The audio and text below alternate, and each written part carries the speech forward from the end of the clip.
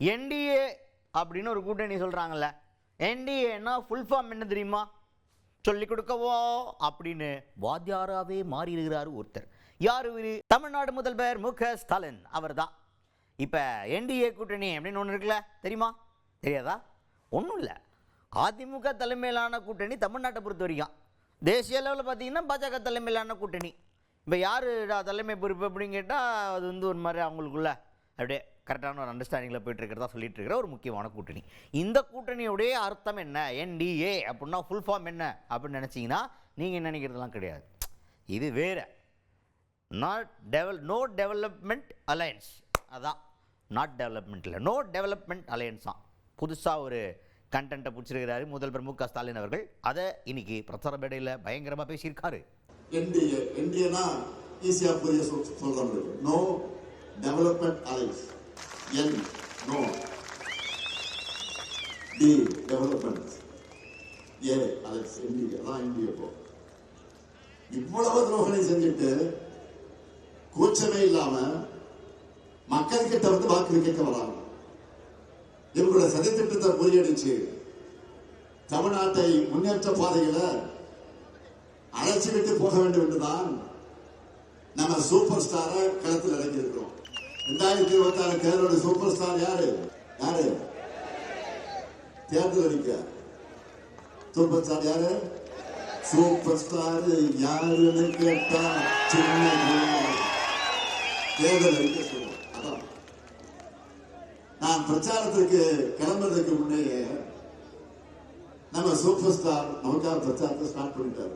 அதுக்கு அடுத்தது தேர்தல் பிரச்சாரத்தை நாங்கள் கதாநாயகனா இறங்கி விடுறோம் சூப்பர் ஸ்டார் அப்படின்னு சொன்னாரா? அப்புறம் முக்கியமான விஷயம், இது இன்னைக்கு நடந்த பிரச்சாரம் கிடையாது. இன்னைக்கு நடந்தது நம்ம நாளைக்கு தான் பார்க்க முடியும். இது இப்போ பார்க்குறது நேற்று நடந்தது. ஓகே, அது ஒரு அப்டேட்டுக்காக, வேறு ஒன்றும் கிடையாது.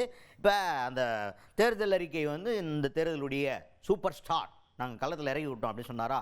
அதில் ஒரு முக்கியமான ஹைலைட்டை இப்போ எடுத்து சொல்லியிருக்கார். இப்படி 8 போட்டு காட்டுறார். 8 போட்டால் என்ன அர்த்தம் புரியலையா? 8000 ரூபா கூப்பன் கொடுக்க போகிறாங்கன்னு அர்த்தம். அதனால் அந்த கூப்பனை பற்றி ரொம்ப பிரத்யேகமான விஷயங்களை சொல்கிறார். இந்த கூப்பனால் நீங்கள் உங்களுக்கு என்ன வேணுமோ வாங்கிக்கலாம். வீட்டு உபகரண பொருட்கள் என்ன வேணுமோ, மிக்சி, கிரைண்டரு, ஃப்ரிட்ஜு என்ன வேணுமோ வாங்கிக்கலாம். புதுசு வேணாலும் வாங்கிக்கலாம். இருக்கிற பழசை கொடுத்துட்டு புதுசு மாற்றி இருந்தாலும் எக்ஸ்சேஞ்ச் பண்ணிக்கலாம். நீங்கள் அப்படியே ஒரு ஸ்பெஷல் ஐட்டம் உங்களுக்காக கொடுக்குறோம் அப்படின்ற மாதிரி அதை பற்றிலாம் பெருமையாக பேசியிருக்காரு. கடைசியாக ஒரு வார்னிங்கை கொடுத்துட்டார். இந்த கூப்பனை தயவு செஞ்சு உங்கள் புருஷங்கண்ணில் படுற மாதிரி வச்சிடாதீங்கோ, அப்புறம் அது காணாமல் போயிடும் அப்படின்ற மாதிரி சொல்கிறார். எங்கே போய்டுன்றாரு? டாஸ்மாக்கு போய்டுன்னு கவலைப்படுறார். இப்போ எல்லாரும் இப்படி கவலைப்பட்டால் வெளில இருக்கவங்களாம் என்ன சொல்லுவாங்க? அந்த டாஸ்மாக் கடையை தான் மூடுங்களேன், மூடிட்டால் தான் அந்த கவலையே இல்லையே அப்படின்னு சொல்லுவாங்கல்ல. சரி, கண்டென்ட்டு நம்ம கொடுத்தா தானே அப்புறம் அரசியலில் கொடுக்கல் வாங்கல்லாம் இருக்கும். அதுக்காக கொடுத்துருக்காரு போல். யார் இப்போ வாங்கலில் கொடுக்குறாங்க அப்படிங்கிறத பார்ப்போம். இப்போ நம்ம முதல்வர் மு.க.ஸ்டாலின் அவர்கள் என்ன சொன்னார் அப்படிங்கிறத கேட்போம். அறிவிப்புகள் தேர்தல் அறிக்கைகள் நிறைய இருக்கு. அதுல இருக்க டாப் அறிவிப்பை மட்டும் இப்ப சொல்றாங்க. என்னது? இல்லத்தரசி தெரியுமா?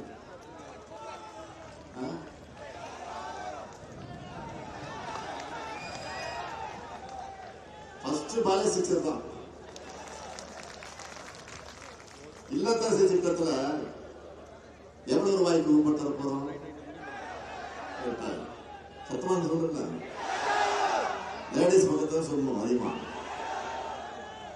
இந்த கூப்பனை வச்சு உங்களுக்கு தேவைப்படக்கூடிய வீட்டு உபயோக பொருளை புதுசாகவும் வாங்கிக்கலாம், இல்லைன்னா பழைய பொருளை எக்ஸ்சேஞ்ச் பண்ணி புது பொருளை வாங்கிக்கலாம்.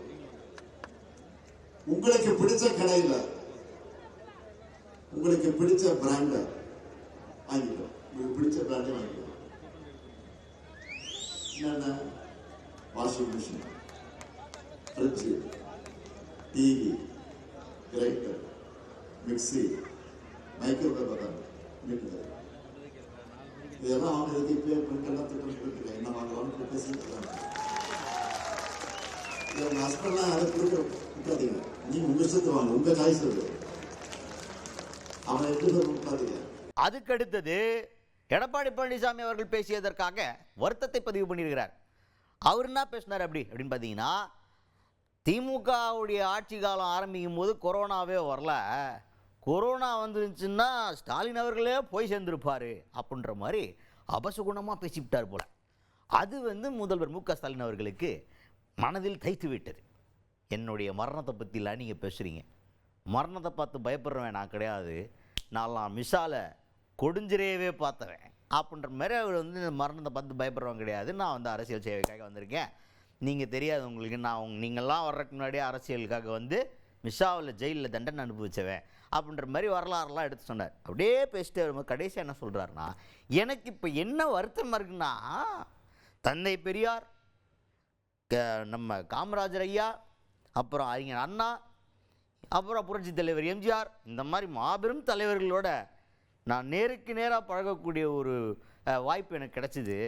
அப்பேற்பட்ட நான் உங்களோடெல்லாம் பேச வேண்டியதாக இருக்கே, உங்ககிட்டலாம் வாதம் பண்ண வேண்டியதாக இருக்கேன்னு நினைக்கும் போது தான் எனக்கு ரொம்ப வேதனையாக இருக்குது அப்படின்னு கண்ணில் தண்ணி வச்சுண்டு பேசினார் முதல்வர் மு க ஸ்டாலின் அவர்கள். பழனிசாமியோட கீழ்த்தரமான பேச்சை கேட்ட பிறகு என்னை வருத்தமெல்லாம் என்ன தெரியுமா, தந்தை பெரியார், பேரறிஞர் அண்ணா, பெருந்தலைவர் காமராஜர், மக்கள் தலைவர் எம்ஜிஆர், இனமான பேராசிரியர், எத்தனையோ பண்பாடு மிக்க பெருந்தலைவர்கள் நேரில் படக்கூடிய நீண்ட அரசியல் அனுபவப்பட்ட நான் இன்னைக்கு இவருக்கெல்லாம் பதில் சொல்ல வேண்டிய நிலை இருக்கிற. அதுக்கு அடுத்தது முக்கியமான மேட்ரு ஒன்று சொல்லியிருக்காரு. அது ப்ராக்டிக்கலாக கொஞ்சம் யோசிச்சு பார்த்தா ஓ ஆமாம்ல அப்படின்னு நமக்கே தோணும். அப்படி என்ன சொல்லியிருக்காரு அப்படின்னு பார்த்தீங்கன்னா, ஒன்றும் இல்லை, எடப்பாடி பழனிசாமி அவர்கள் அதிமுகவுக்கு பொதுச் செயலாளர் ஆனதுலேருந்து ஒரு இடத்துல கூட ஜெயிக்கலை, ஒரு தேர்தலில் கூட ஜெயிக்கலை, தொடர்ந்து தோல்வி. ஆனால் திமுகவுக்கு நான் பொதுச் செயலாளர் தலைவரானதுக்கப்புறம் பார்த்தீங்கன்னா மக்களுடைய ஆசீர்வாதத்தினால எந்த இடத்துலையுமே நான் தோக்கலை, அப்படியே நேர் ஆப்போசிட், அவங்க எங்கேயுமே ஜெயிக்கலை, நான் எங்கேயுமே தோக்கலை, அப்படி ஒரு வரலாறு தான் போய்கிட்டு இருக்கு அப்படின்ற மாதிரி இந்த ஒரு கோயின்சிடன்ஸையும் இந்த இடத்துல பதிவு பண்ணியிருக்காரு முதல்வர் மு க ஸ்டாலின் அவர்கள். அதிமுக பொதுச் செயலாளர் பிறகு பழனிசாமி ஜெயிச்சதே இல்லை. அவர் பொதுச் செயலாளர் பிறகு எங்கேயாவது ஜெயிச்சிருக்கிறார்? திமுக தலைவரான பிறகு உங்களோட ஆதரவாக நான் தோத்ததே இல்லை. பாஜக பேருல தமிழ்நாட்டுக்குள்ள கொண்டு வர நினைக்கிற அடிமை பழனிசாமிக்கு தமிழ்நாட்டு மக்கள் கடுமையான தண்டனை இந்த தேர்தலில் கொடுக்கணும். உண்மையிலே நடக்கிற தேர்தல் என்பது டெல்லிக்கும் தமிழ்நாட்டுக்கும் நடக்கிற தேர்தல்.